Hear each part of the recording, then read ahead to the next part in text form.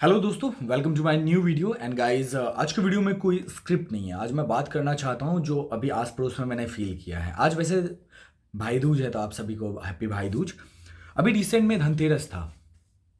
अभी रिसेंट में क्या था? धनतेरस। आँख फड़क रहा है मेरा। धनतेरस में क्या हुआ, एक कस्टमर आए हुए थे। बड़े भाई थे, मेरे जैसे बड़ा भाई समझो। उसने मुझे इतना बताया, मैं बस स्टोरी बता रहा हूँ, उस स्टोरी से आप रिलेट करना क्या हुआ है। उसने बताया मेरे छोटे भाई, उनसे कम एज में होगा, तीन भाई थे। उनका मझला वाला भाई, बीच वाला भाई ने 3 दिन से खाना नहीं खाया क्योंकि उसको केटीएम चाहिए था। और भाई को क्या करना पड़ा, धनतेरस वाले रोज 40,000 का लॉस करके सामान बेचने के बाद उसको बाइक दिलाना पड़ा। उसको उसी दिन चाहिए था, खाना नहीं खाया था 3 दिन तक। भाई ने बताया, मुझे अकाउंट अपना दिखाया उन्होंने कि 40,000 का लॉस वे किस तरह किया, मैंने समझा। उनके माइंड में क्या बीत रहा होगा, ये आप सोचना। फैमिली वाले हो ना, आपके भी माँ बाप है ना, 40,000 का क्या कीमत है आपके घर में, ये बताना। दूसरा, ये दो वीडियो देखो। यहाँ पे बैकग्राउंड म्यूजिक था, इसलिए मुझे म्यूट करना पड़ा, वरना अंकल के फेस का आप एक्सप्रेशन देखो एंड समझो कुछ चीज़ें जो आप अपने माँ बाप के लिए फील कर सकते हो अगर आप उनका जमा पूंजी बर्बाद करोगे तो। कानपुर का है, दुकान है, हमारा का है। ये सच बोल रहा है। इसको पैसा आप दी है या आप हाँ, हम बाबू दिए इसको पैसा आप दिए हैं? तो ये कह रहे हैं कि मंदिर में फूल बेचते हैं, ये सच बात है? फूल पत्ती हम बेचीला भैया, ये खाली हमसे 3 दिन से खाना ना खाता हूँ। अच्छा, ये खाना नहीं खा रहे, आईफोन के लिए खाना नहीं खा रहे? नहीं, तो आप इनको आईफोन दिला रही हैं, आप खुश हैं? ये तो खुश है, बाकी इतना पैसा हमके लिया के दिए, इतना पैसा मम्मी को आप ला के दोगे? ठीक है, बोलो। वीडियो देख लिया ना। एक माँ जो फूल बेचती है, उसके लिए 50,000 रुपये का मोबाइल दिलाना अपने बच्चे के लिए कितने महीने की पूंजी, जमा पूंजी को बर्बाद करने के जैसा होगा। और एक बाप जो 20-25,000 रुपये कमाते होंगे, अंकल को आपने देखा, उनके शकल पे आपको समझ में आ रहा होगा कि उनका कितना टाइम का, लेट्स सपोज कि वो 20-25,000 रुपये कमाते हैं तो उनके लिए 5,000 रुपये इकट्ठा करना, देखो आजकल के टाइम में 5,000 रुपये बचाना एक बहुत बड़ी बात मैं बता रहा हूँ। 5,000 रुपये अगर वो मंथ का वो इकट्ठा कर रहे हैं, जमा कर रहे हैं, उनका 10 महीने का चला गया ना। मैं बस बच्चों आपसे ये पूछना चाहता हूँ, अगर अब आप आपके माँ बाप को ऐसा सिचुएशन में आ जाए जहाँ पे उनको 20,000 रुपये का ज़रूरत है और किसी के सामने हाथ फैलाना पड़े, वो हाथ फैलाना मैं बोलूँ कैसा फील होता है, भीख मांगने के जैसा। तो सोचो, अपने अपने अपने माँ बाप को क्या रिटर्न किया उनके, जो आप पे वो ट्रस्ट करते हैं, आपको जो पढ़ा रहे हैं, आपको जो लिखा रहे हैं, आपको जो कपड़े दे रहे हैं, आपकी जो ज़रूरतें पूरा कर रहे हैं। उसके बाद जब आप इस तरह की हरकतें कर रहे हो, सब नहीं कर रहे हैं, मैं ये जानता हूँ सब नहीं कर रहे हैं, लेकिन जो कर रहे हैं, आप बताओ आपने अपने माँ बाप को क्या चीज़ रिटर्न में दिया? बेइज्जती। तो वो बेइज्जती जैसा फील होता है, मैं बताता हूँ।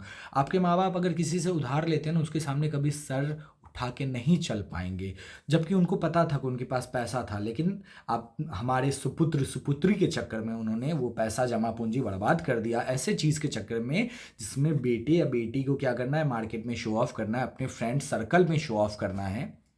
बताओ किसका डाउनफॉल है वो? और माँ बाप आपसे तब क्या एक्सपेक्टेशन रखेंगे? आपको पढ़ाने के लिए वो लोग पीछे नहीं हटेंगे। मैंने ऐसे ऐसे बच्चों को देखा है, एक एग्जांपल देता हूँ।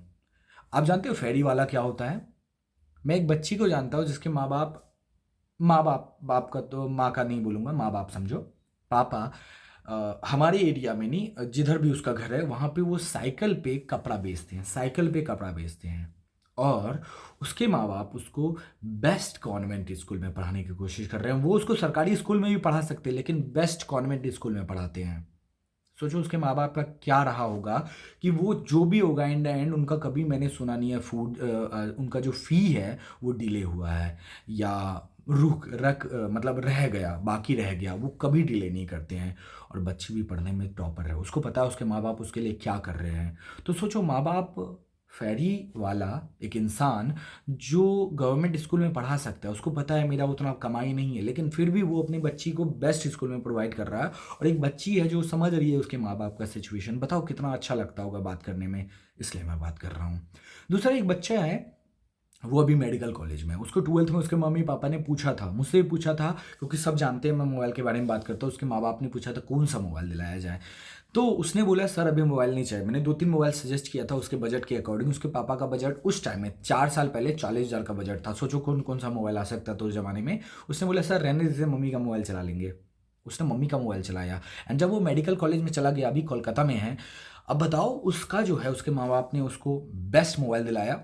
बेस्ट मोबाइल उस टाइम में समझो ये वाला मोबाइल 23 अल्ट्रा दिलाया, iMac दिलवाया, सॉरी मैकबुक दिलवाया। अब बताओ कितना बजट होगा उनके पास कि उसने बिना मांगे उसके माँ बाप ने उसको, जैसे ही वो कॉलेज में एंट्री करता ओरिएंटेशन वाले रोज, उसके पापा मम्मी ने उसको ये गिफ्ट किया। बताओ उसके माइंड में क्या चल रहा होगा।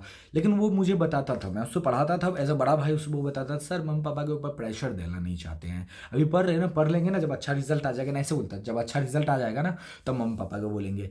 एंड ये बात मैंने शेयर किया था जब उसके मम्मी पापा ने मुझसे पूछा था, जब मैं जाता था पूछा था तो मुझे ये बताया था दैट ऐसा ऐसा चीज़ है, उसको मिला था।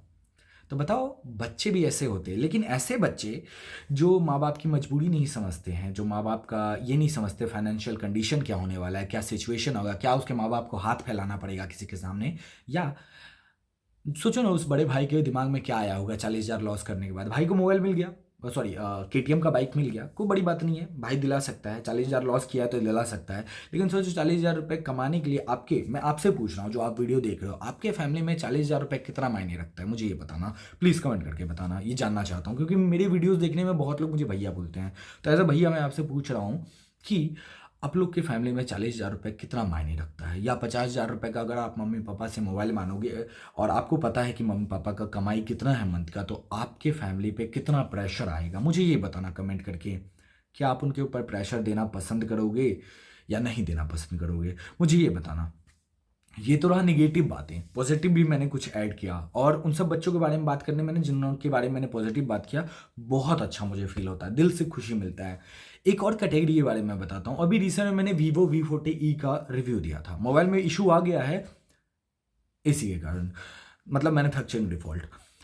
जिसका भी है उसका नाम है ज्योति, हमारे यहाँ काम करती है। उसके पास पैसा नहीं है ऐसा नहीं बोलूँगा, उसके पास पैसा है। उसने मुझे बताया भैया पता है मेरा मंथ का आधा सैलरी जाएगा EMI भरने में। समझ में आया? EMI भरने में मतलब उसने मोबाइल लिया है, 30,000 का मोबाइल लिया है और वो अपने कमाए हुए पैसे से वो EMI भरेगी। सोचो कितना अच्छा लगता है ये सब जानने में कि आजकल के बच्चे, पैसा है उनके पास पॉकेट में, लेकिन फैमिली से पैसा लेके वो खुद का पैसा दे रहे हैं, खुद से वो मोबाइल खरीद के और खुद से वो पे करेंगे। सोचो कितना अच्छा बात होगा, उसका माइंड में कितना बेहतर है। अब बोलोगे मेरे बारे में, मैं एक और चीज़ ऐड करना चाहूँगा। जब मैं कोलकाता गया था ना, अभी वो 10 साल से ज़्यादा हो चुका है कलकत्ता गए हुए। मेरे पापा सेकेंड ईयर में जब मैं था, मेरे पापा एक्सपायर हो गए थे कुछ रीज़न से, एंड मैं वो रीज़न ज़्यादा डिस्क्लोज नहीं करूँगा, कुछ लोग जो कुछ क्लोज हैं वही जानते हैं।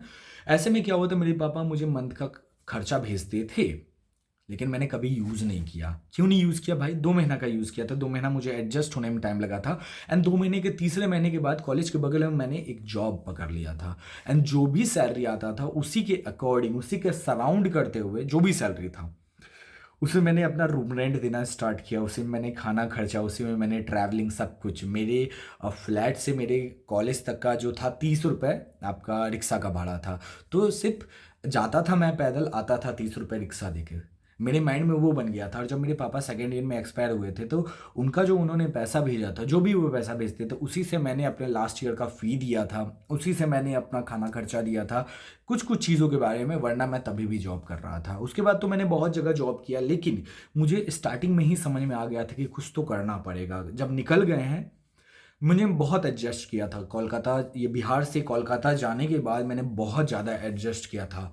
एंड वहाँ का लैंग्वेज समझ में नहीं आता था, वहाँ का फूड समझ में नहीं आता था, एंड कम्युनिकेशन स्किल मेरा बेहतर नहीं था।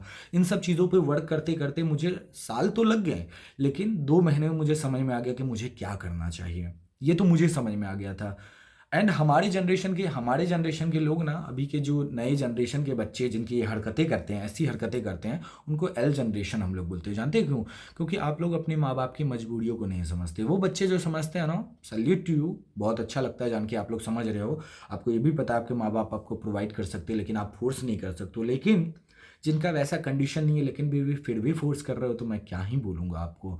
लानत आता है आप लोगों के बारे में बात करते हुए। आप लोग नहीं समझते हो माँ बाप की मजबूरियों को, और आपको बस लगता है कि सोसाइटी में मेरे 4 दोस्त हैं, 4 छपड़ी दोस्त हैं, छपड़ियों को आपको सब कुछ प्रोवाइड करना है, दिखाना है, शो ऑफ करना है। कहीं नहीं जाओगे ऐसे में। आप लोग ऐसा अपने इमेज भी डाउनफॉल कर रहे हो, अपने माँ बाप के लिए भी ना आप एक लानत बनते जा रहे हो।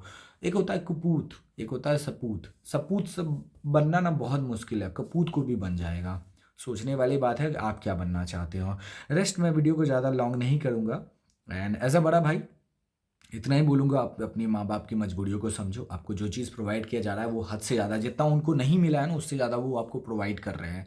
आपको भी उनकी मजबूरियों को समझने की ज़रूरत है। रेस्ट, मिलता हूँ दूसरे वीडियो में। वीडियो पसंद आया हो, कुछ इनपुट देना चाहते हो, अगर मेरा कोई बात बुरा लगा हो जो छपड़ी नहीं है उनको, तो मैं उसके लिए माफ़ी चाहता हूँ, वरना जो छपड़ी हैं वो छपड़ी हैं। बाय बाय एंड यस, ख्याल रखिए। एंड आज भाई दूज है, सो हैप्पी भाई दूज। मिलता हूँ दूसरे वीडियो में, तब तक के लिए ख्याल रखें। Take care, bye bye. जय हिंद, जय भारत।